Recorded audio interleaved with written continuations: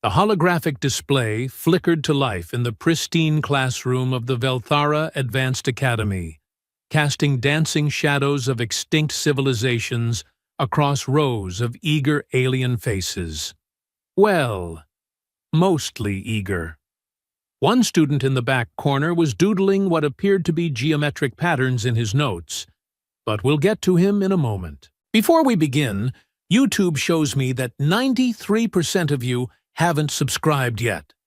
Subscribing is free, it really supports our community, and I'd love for you to be part of it. Also, drop a comment and let me know where you're watching from. Professor Glixmoth, a creature that looked like someone had crossed an octopus with a philosophy degree, adjusted its spectacles with one of its many tentacles and cleared what passed for a throat. The sound was somewhere between a gargle and a wind chime, which was actually quite pleasant if you were into that sort of thing. "Today, class," Glixmoth announced, its voice carrying that particular tone professors use when they're about to drop some serious historical knowledge. "We conclude our unit on the Great Extinction Wars with the most significant victory in galactic history." The hologram shifted, displaying a blue-green marble of a planet, Earth, third rock from a yellow star, in what the galaxy's bureaucrats had catalogued as Sector 7G. Nothing particularly special about it, really. Just another dead world with a rather unfortunate past. "Behold," Glixmoth continued, its tentacles gesturing dramatically at the projection, "the former homeworld of the humans.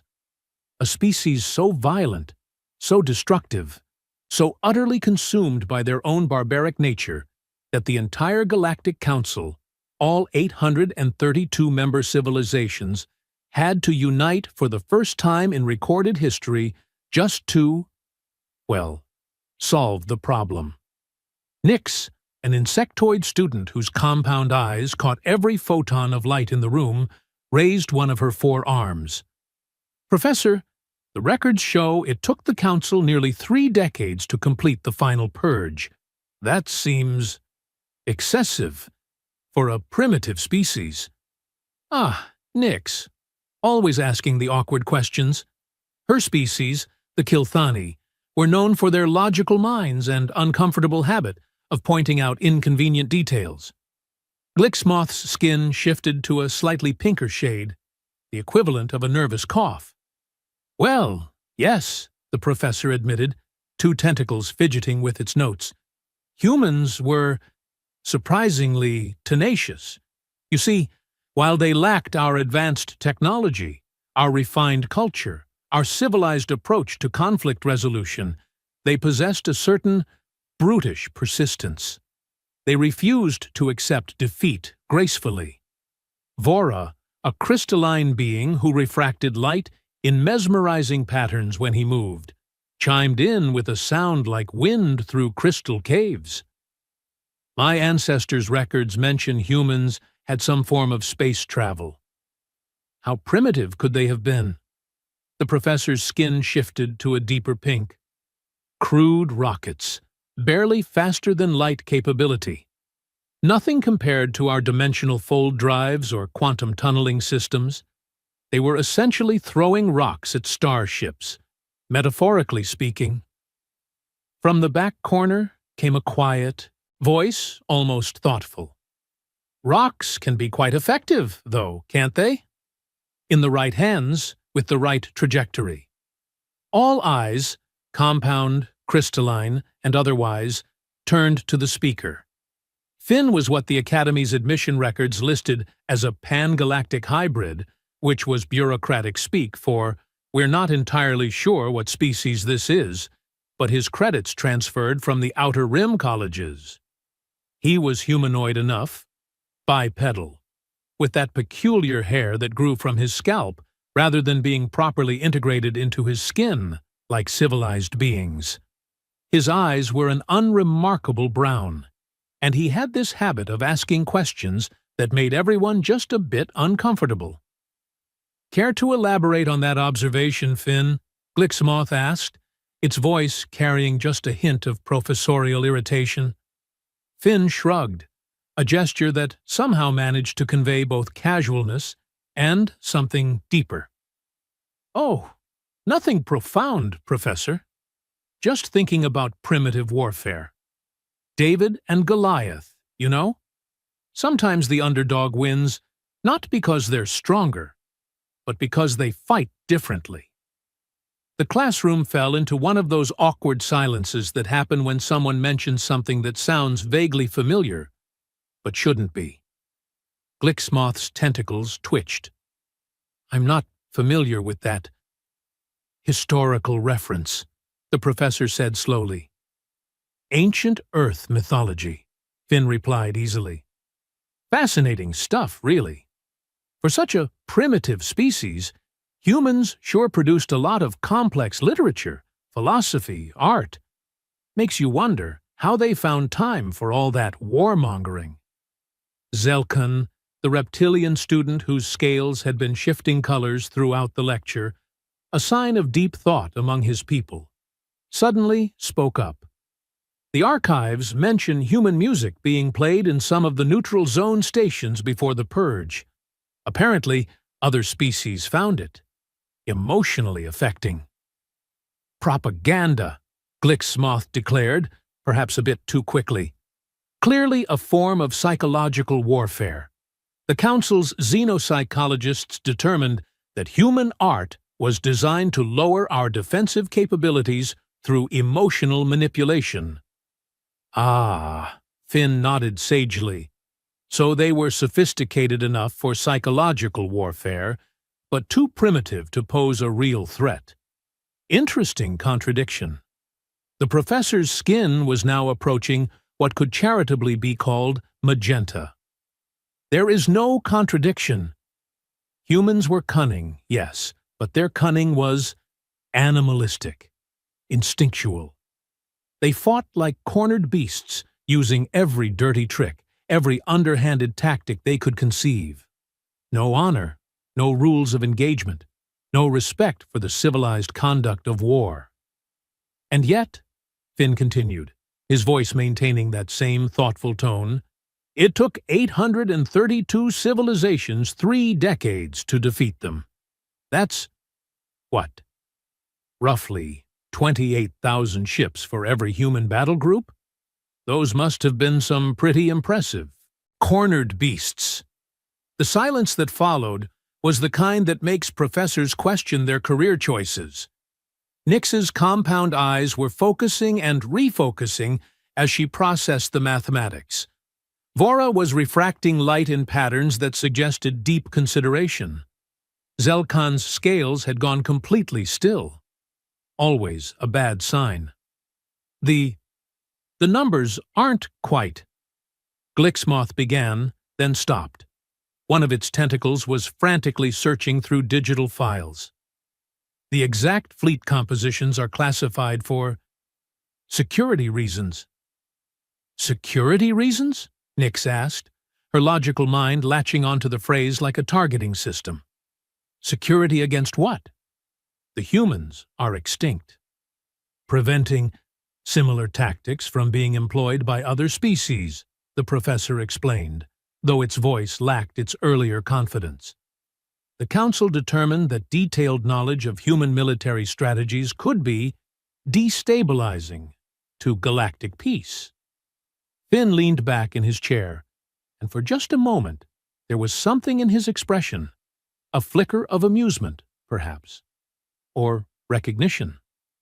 "So let me make sure I understand," he said, counting off points on his fingers. "Humans were primitive, but required the entire galaxy to defeat them. They were mindless brutes who created sophisticated art and psychological warfare. Their military tactics were so effective that they're still classified 200 cycles after their extinction. And they fought so dirty that the galaxy is afraid other species might learn from their example." The classroom was dead quiet now. Even the environmental systems seemed to be holding their breath. "Does that about sum it up, Professor?" Glixmoth's skin had cycled through several colors and was now settling on what could best be described as existential crisis purple. Its tentacles writhed in what was definitely not confidence. The historical record is complex, it finally managed. Human behavior patterns defied conventional analysis. They were an anomaly. Anomalies, Finn mused, are usually worth studying more closely, don't you think? I mean, if I were a military strategist, hypothetically speaking, I'd want to understand exactly how a primitive species managed to hold off the entire galaxy for 30 years. Wouldn't you? And there it was.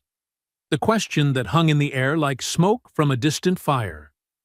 The question that made everyone suddenly realize they'd been accepting a very convenient version of history, without asking the obvious follow-ups. The question that made Glixmoth's tentacles go completely still. "Class dismissed," the professor announced abruptly, its voice strained. "Tomorrow we begin our unit on post-purge galactic reconstruction." As students began filing out, chattering excitedly about the unexpected end to the lesson, Finn remained seated. He was still doodling in his notebook, those geometric patterns that, if you looked closely, weren't really geometric at all. They were letters, words, in a script that hadn't been seen in this part of the galaxy for 200 cycles. He looked up at the holographic display, still showing that blue-green marble. Earth, the extinct human homeworld. And he smiled. It wasn't a particularly threatening smile. Actually, it was rather gentle, tinged with something that might have been nostalgia. But if Professor Glixmoth had still been in the room, if it had seen that smile, it might have remembered why the entire galaxy had once been so very afraid of humans. Because that smile said, quite clearly, "We're not done yet." But of course, Glixmoth had already left, hurrying away to its office where it could pretend, for just a little while longer, that the questions Finn had asked were just the idle curiosity of an unusually thoughtful student. After all, humans were extinct. Everyone knew that. The historical records were quite clear on the matter, weren't they? The next morning arrived with all the subtlety of a supernova, which is to say that while the binary suns of Velthara rose as they had for millions of years, something had fundamentally shifted in the academic atmosphere of the Advanced Academy. Word travels fast in educational institutions. Faster than light, some would argue, and by breakfast time, half the student body had heard about Professor Glixmoth's rather spectacular meltdown. But our little group? Oh, they were just getting started. Nyx arrived at the classroom early, her compound eyes practically vibrating with curiosity. She'd spent the entire night cycle-running calculations, cross-referencing fleet compositions from various conflicts, and discovering some rather interesting discrepancies in the official records. When you're a species that evolved to track thousands of individual data points simultaneously, inconsistencies in historical documentation tend to jump out at you like flares in deep space. Vora materialized. Literally, his species could phase shift through certain materials when excited. Through the classroom wall, startling a maintenance drone. His crystalline form was refracting light in rapid, agitated patterns that anyone familiar with his people would recognize as intense focus mixed with growing alarm. Zelkan slithered in through the door like a gentleman, because unlike some species he could mention, reptilians had standards. But his scales were cycling through colors faster than a mood ring in a teenager's bedroom, which was never a good sign. And Finn? Finn strolled in like he didn't have a care in the galaxy. That same notebook tucked under his arm, those same geometric that weren't really geometric patterns covering page after page. He took his seat in the back corner and waited, with the patience of someone who'd been waiting for a very, very long time. Professor Glixmoth entered the room looking like it hadn't slept, which was probably accurate, considering it had spent the night cycle frantically reviewing its source materials and discovering some rather uncomfortable gaps in the historical record.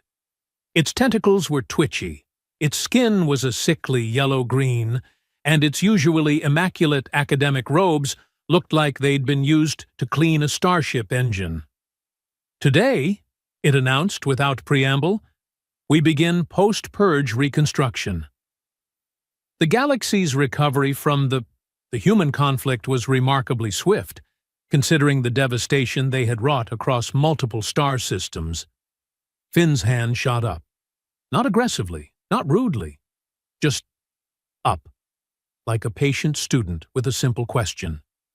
Glixmoth's voice died in its throat. Several tentacles wrapped around each other in what psychologists would recognize as severe anxiety. "Yes, Finn?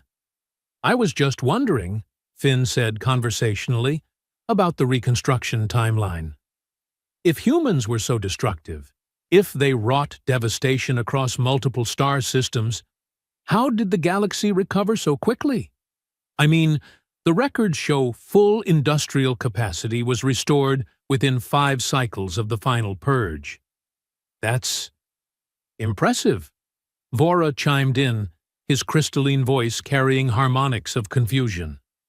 "My people's archives mention that several of our most advanced manufacturing techniques were developed during the recovery period. Strange that we'd make such technological leaps while rebuilding from devastation." Oh, this was getting interesting. Glixmoth's skin was now cycling through colors like a broken display screen. The necessity of reconstruction often drives innovation, it managed. Crisis breeds creativity. "Absolutely," Nyx agreed, her compound eyes focusing with laser-like intensity. "I ran some calculations last night. The industrial output numbers don't match the population figures. Either the surviving species worked at 160% efficiency for 5 straight cycles, which is biologically impossible for most carbon-based life forms, or—" She left the "or" hanging in the air like a sword of Damocles. Everyone knew what the "or" implied.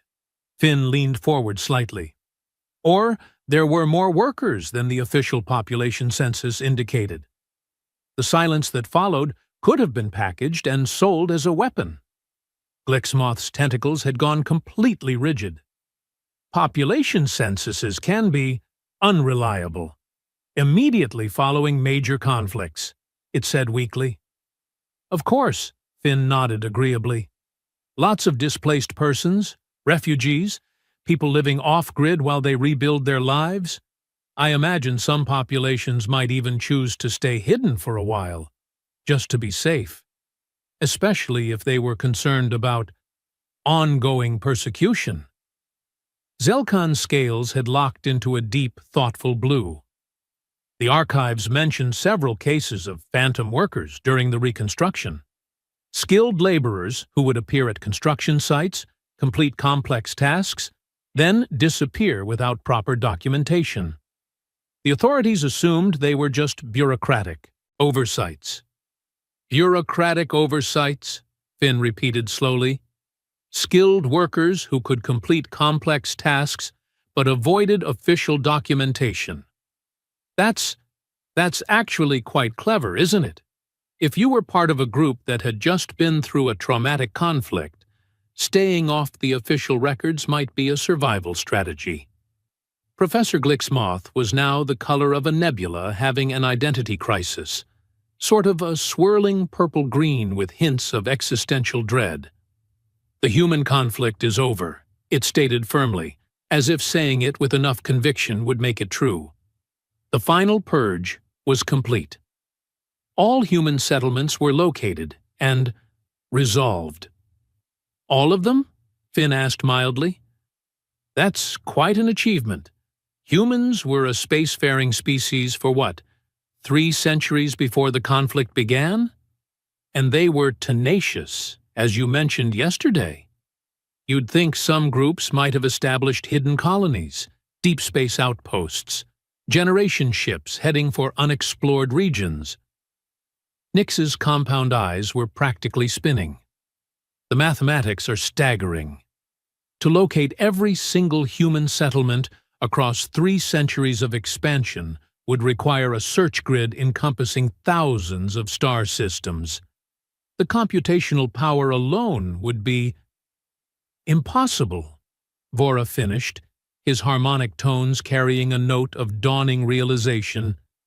Even with the combined resources of the entire Galactic Council, a search of that scope would take centuries. Unless, Zelkan added, his scales now a deep, troubled purple, they didn't actually find all the settlements. Unless some humans escaped. The word escaped hung in the air like a time bomb with a very short fuse. Glixmoth made a sound that was part protest, part whimper. The Council's reports were very thorough. Every human world was catalogued, every settlement destroyed, every ship accounted for.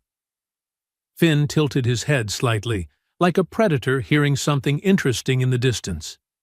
Every ship? That's fascinating. I've been reading about human vessel designs, just out of historical curiosity, you understand, and they seem to favor modular construction. Ships that could be easily modified, reconfigured, disguised even. Some of their freighters were practically indistinguishable from civilian transports of other species. "Reading where?" Glixmoth demanded, its academic instincts overriding its panic for a moment. "Those specifications aren't in the public archives." The question hit the classroom like a photon torpedo. Everyone turned to look at Finn, who had gone very still.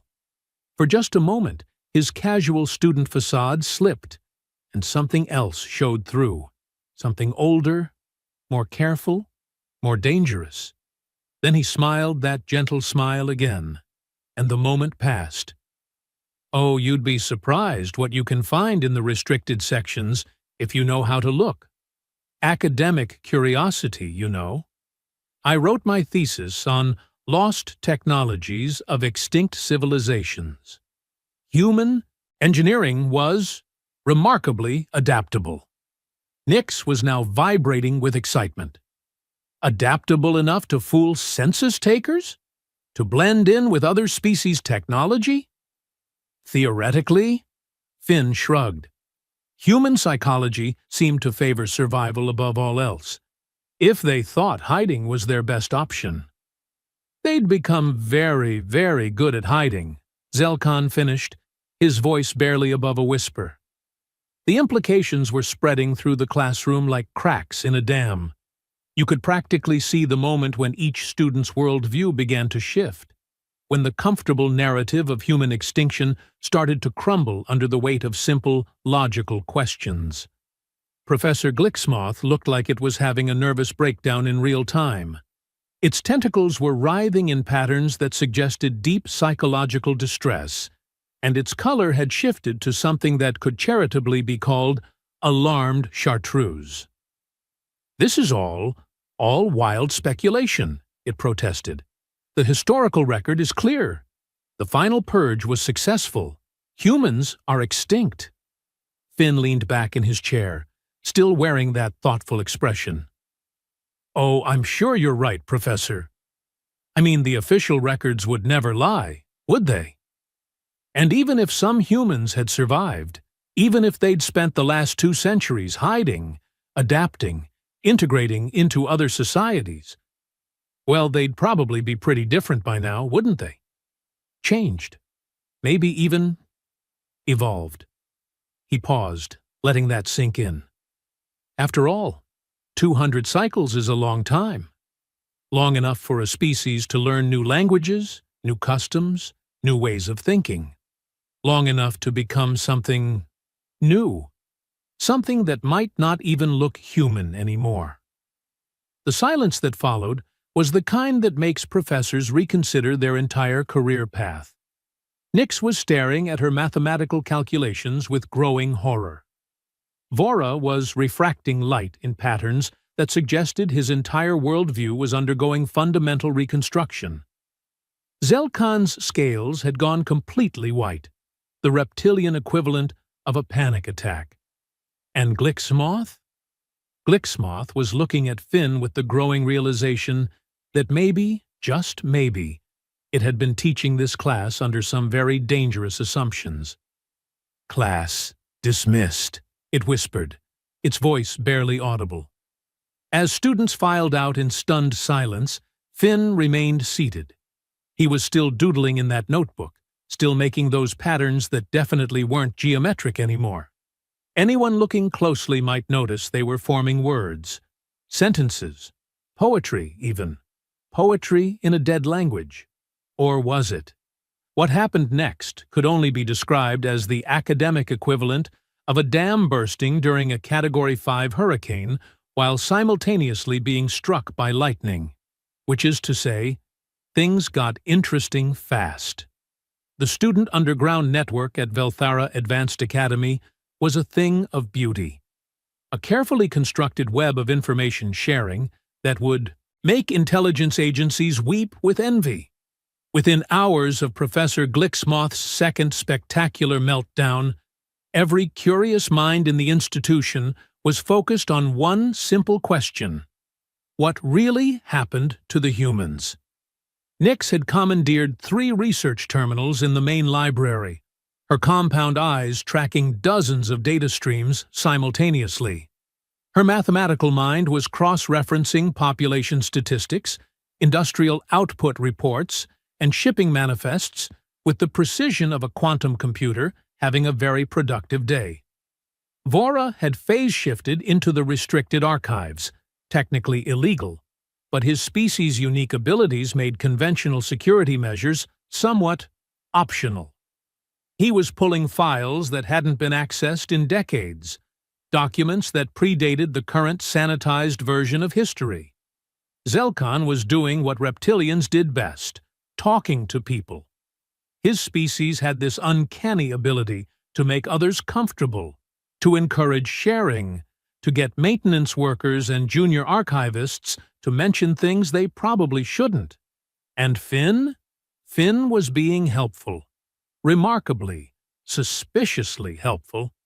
He seemed to know exactly which questions to ask, which databases to search, which seemingly innocuous documents might contain the most damaging revelations.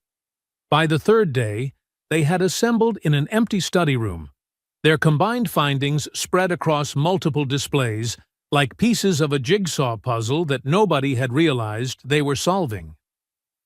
"The numbers don't work," Nyx announced without preamble, her voice carrying the excitement of someone who'd just discovered that 2 plus 2 actually equaled 5. "The reconstruction statistics are impossible.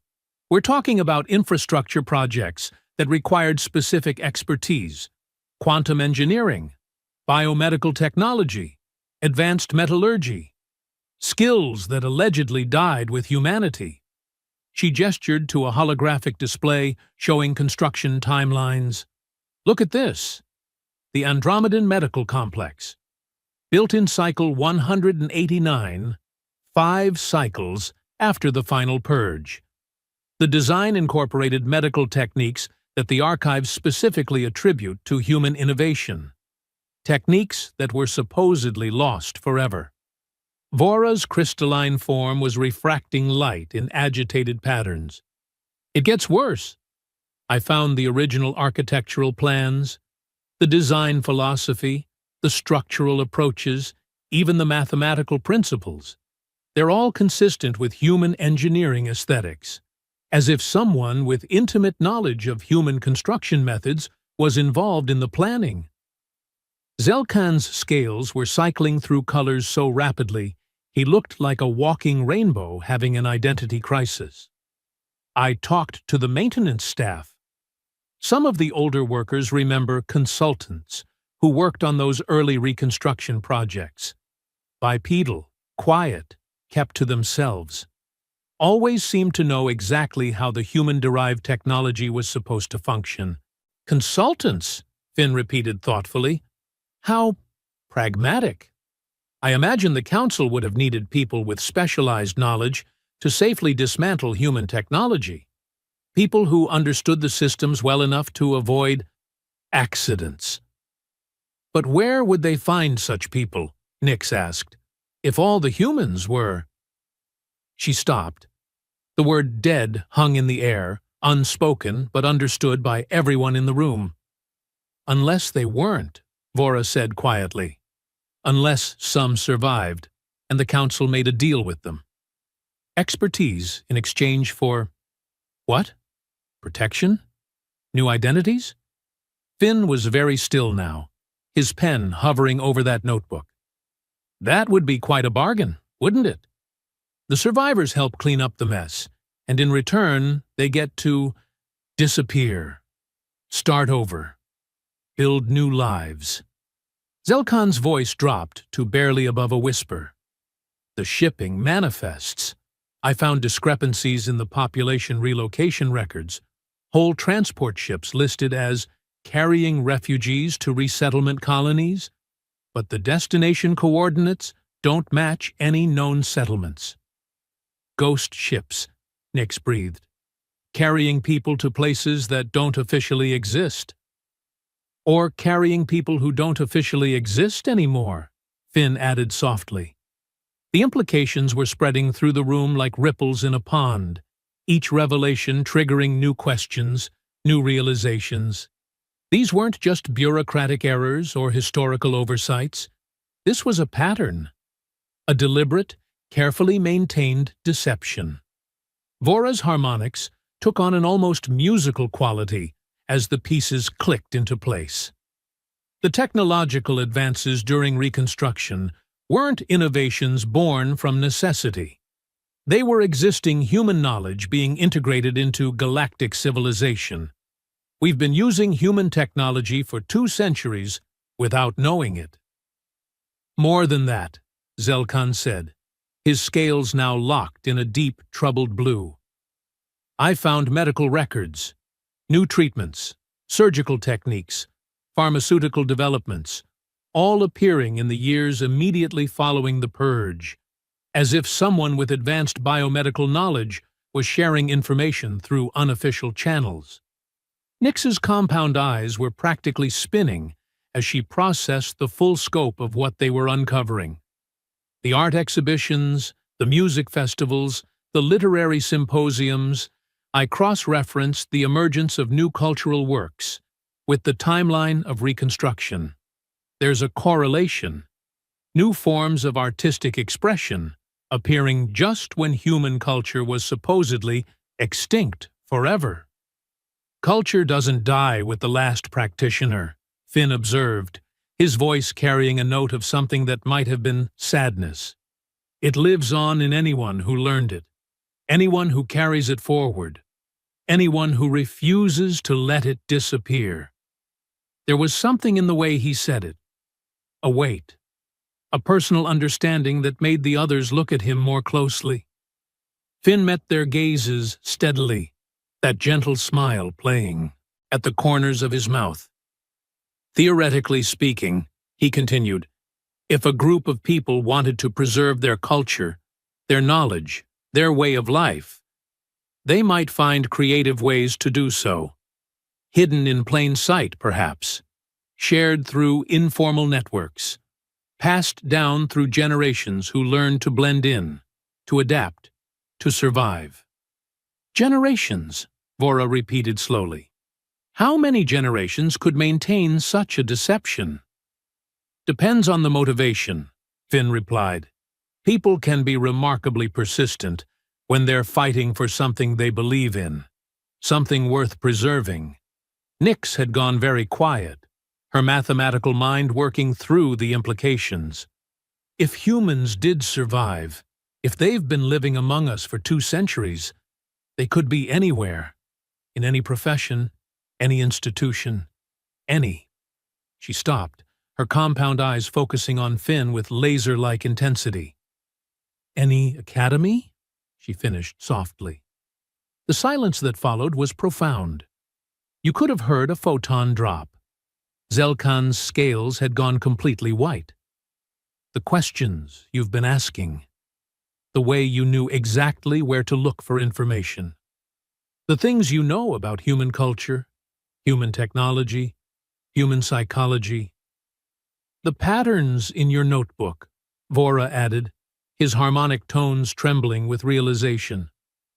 Those aren't just doodles, are they? Finn closed his notebook gently, his movements careful and deliberate. When he looked up, there was something different in his eyes. Older, deeper, touched with 2 centuries of careful hiding.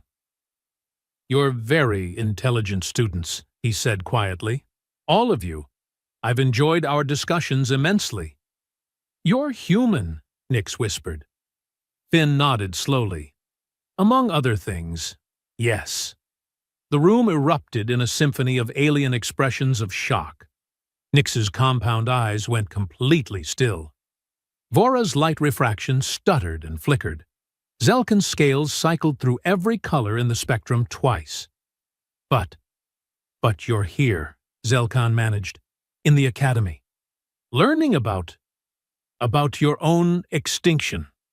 Finn's smile widened, and for the first time, it carried a hint of something that might have been mischief. "Learning? Oh, my friend, I haven't been learning about human extinction. I've been teaching about it. There's a significant difference." He opened his notebook again, revealing pages covered not with geometric patterns, but with flowing script in a dozen different languages. Poetry, philosophy, mathematical theorems, music notation, the preserved knowledge of a supposedly extinct civilization. "You see," he continued conversationally, "there's something the Galactic Council never quite understood about humans. We don't just fight when we're cornered. We adapt. We evolve. We find ways to survive that nobody expects." He stood up, moving to the display showing the reconstruction timelines. 200 cycles ago, the galaxy tried to erase us. But you can't erase an idea. You can't kill a culture. You can only force it to change, to grow, to become something new. "How many?" Vora asked, his voice barely audible. "How many what? How many humans survived? How many are still out there?" Finn's smile became something magnificent and terrifying all at once. "Oh, my crystalline friend, that's the beautiful question, isn't it? The one that keeps council security chiefs awake at night. The one that makes bureaucrats double-check their population censuses." He gestured to the data they'd collected, the evidence of human influence woven throughout galactic civilization like invisible threads. "We're not just out there," he said softly. "We're everywhere. We're the engineers who designed your cities, the doctors who developed your medical treatments, the artists whose work you admire, the teachers who educated your children." He paused, letting that sink in. "We're the species that learned the most important lesson of all. Sometimes the best way to win is to lose so convincingly that nobody ever thinks to look for you again." The implications hit the room like a shockwave. 2 centuries of assumed human extinction. 2 centuries of unknowing integration. 2 centuries of the galaxy benefiting from the knowledge and contributions of a people they thought they'd destroyed. "My gods," Nix whispered. "You've been hiding in plain sight all along." "Not hiding," Finn corrected gently. "Living, building, contributing, becoming part of something larger than any one species or civilization." He looked at each of them in turn, his expression serious now. "The question is, what are you going to do with this knowledge?" The question hung in the air like a challenge, like a test, like the moment before a star goes supernova and changes everything in its vicinity forever. What were they going to do with this knowledge? It was the kind of question that separated curious students from potential allies, academic exercise from genuine consequence. For a long moment, nobody spoke. The weight of revelation was settling over them like gravity itself. The understanding that everything they'd been taught, everything they'd believed about galactic history, was not just wrong, but deliberately, systematically false. Then Nyx spoke, her compound eyes reflecting light in patterns that suggested deep, careful thought. "We're going to learn more," she said quietly. "We're going to understand what really happened. All of it." Vora's crystalline form chimed in agreement, his harmonics carrying notes of determination. "The truth doesn't change just because it's inconvenient for the authorities." Zelkan's scales had settled into a steady, resolute green. "My people have a saying. The river that runs underground still reaches the sea. Perhaps it's time for some rivers to surface." Finn nodded slowly, something like pride flickering across his features. "Very well. But first, there's something you need to understand about the truth. It's not just that humans survived. It's what we became in the process of surviving." He moved to the display, calling up a galactic map that showed the current political boundaries, trade routes, and cultural exchange networks. The Council believed they were solving a problem by eliminating humanity. What they actually did was create something unprecedented in galactic history. His fingers danced across the interface, highlighting sectors, star systems, trade hubs. For the first time, a species wasn't bound by homeworld nationalism or territorial expansion.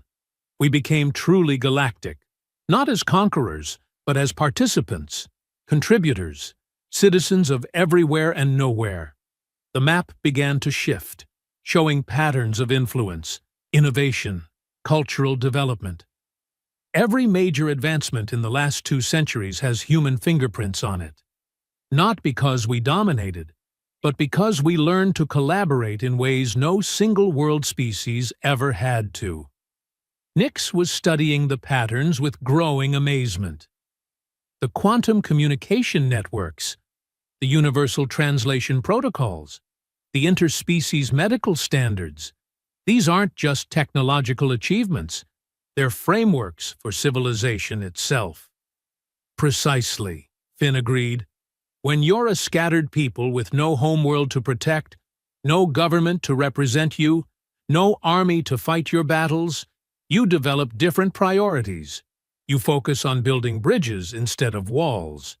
You create systems that benefit everyone because everyone's success becomes your success." Vora's harmonic tones carried a note of wonder. "You became a diaspora species by necessity, but it made you more adaptive, more integrated, more human, in a way our ancestors never imagined," Finn said softly. "We learned to see ourselves not as separate from other species, but as part of something larger. The galaxy didn't destroy humanity. It evolved us." Zelkan's voice was thoughtful. "But why the deception? Why maintain the fiction of extinction?" Finn's expression grew more serious. "Because the truth is dangerous. Not to us. We've proven we can thrive in the shadows. But to the existing power structures. The Council's authority rests on the belief that they successfully contained and eliminated a galactic threat. If people learned that the threat not only survived, but became integral to galactic civilization, it would undermine everything," Nyx finished. "The justification for the war, the authority of the Council, the entire narrative of progress and peace. More than that," Finn continued, "it would raise uncomfortable questions about what other extinct species might still be out there, what other solved problems might resurface. The Council's power depends on finality, on being able to point to definitive victories and closed chapters." He gestured to the data they'd assembled. "This isn't just evidence of human survival. It's proof that the galaxy's greatest success story is built on the contributions of people who supposedly don't exist.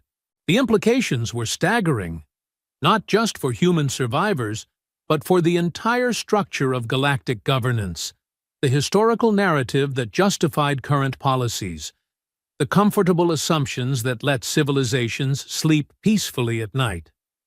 Then Finn did something unexpected. He reached into his notebook and pulled out a small, worn piece of paper. Actual paper, not a digital display. The kind of physical medium that suggested something too important to trust to electronic storage. "There's one more thing you need to understand," he said quietly. "The final piece of the puzzle.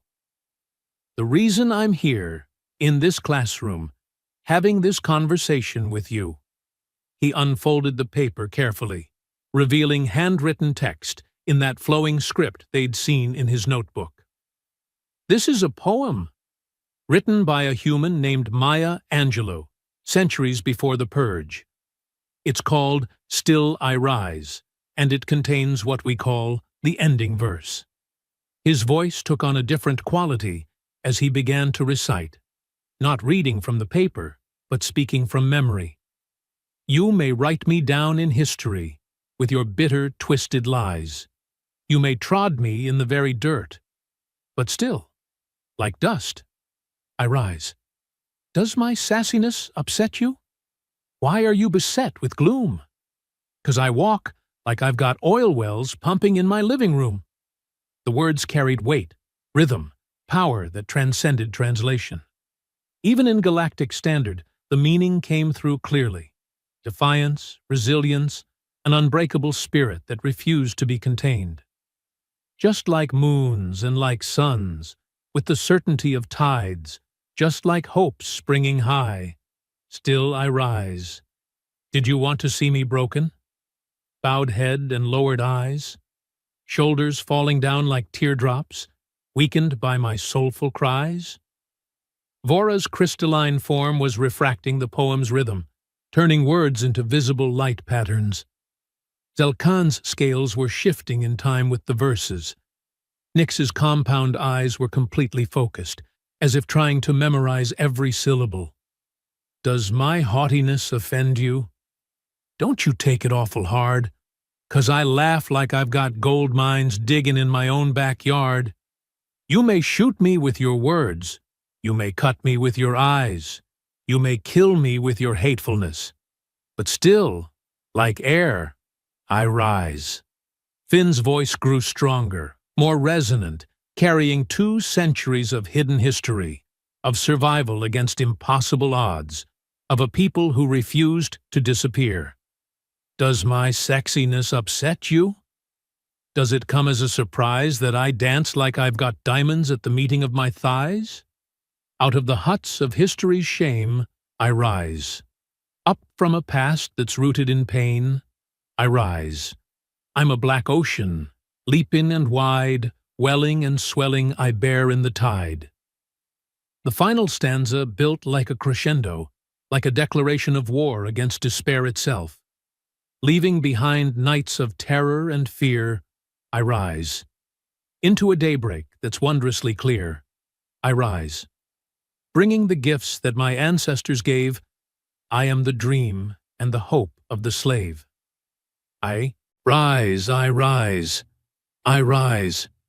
The silence that followed was profound, not empty, but full, charged with the weight of words that had survived extinction, had been carried across centuries, had been preserved by people who understood that some things are too important to let die. "That," Finn said softly, "is the ending verse. Not an ending at all, but a beginning, a promise, a prediction that turned out to be prophecy." He looked at each of them in turn. Humanity didn't end with the purge. It began. We rose from the ashes of our old selves and became something new, something better, something that couldn't be contained by borders or destroyed by fleets. Zelkan's voice was barely above a whisper. "How many others are there? How many humans are in positions like yours? Teachers, researchers, builders?" Finn's smile was answer enough, but he spoke anyway. Enough. More than enough. We're in every institution, every industry, every corner of galactic civilization, not as infiltrators or conquerors, but as citizens, as contributors, as living proof that the galaxy's greatest strength isn't its ability to destroy threats, but its capacity to transform them into allies. And now? Nix asked. What happens now that we know? Finn closed his notebook, but left the poem visible on the desk between them. Now you have a choice. You can report this to the authorities, try to maintain the comfortable fiction of human extinction. Or you can help us write the next chapter of galactic history. One where the truth isn't something to be feared, but something to be celebrated. He stood, gathering his materials with practiced ease. Tomorrow, Professor Glixmoth will probably try to steer the class back to safe topics. Approved history. Sanitized truth.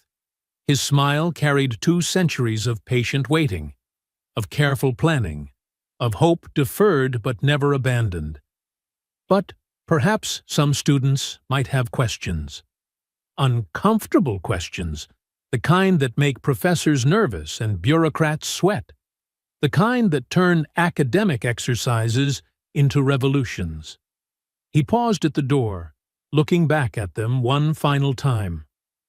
After all, the most dangerous thing in the galaxy isn't a human with a weapon. It's a human with a question. And with that, he left them with their thoughts, their choices, and their newfound understanding that the galaxy was a much more interesting and hopeful place than anyone had dared to imagine. But the story doesn't end there, because the best stories never really end. They just transform into new beginnings. Within hours, word began to spread through the Academy's underground networks. Not rumors or speculation, but carefully verified facts.